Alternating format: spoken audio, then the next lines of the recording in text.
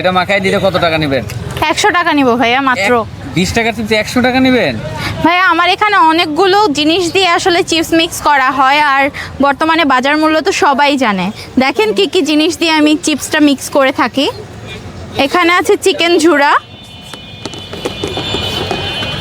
শসা কুচি, ক্যাপসিকাম কুচি, টমেটো কুচি, তারপরে ধনেপাতা কুচি, লেবু। এখানে আছে গাজর কুচি, পেঁয়াজ কুচি, মরিচ কুচি, মিটবল সসেজ, এখানে চানাচুর আছে, তারপরে আছে 2 রকমের মশলা। আমি 2 রকমের মশলা দিয়ে থাকি, সাথে আছে 3 রকমের সস। এখানে যারা এক্সট্রা ঝাল চায় তাদের জন্য আছে চিলি ফ্লেক্স।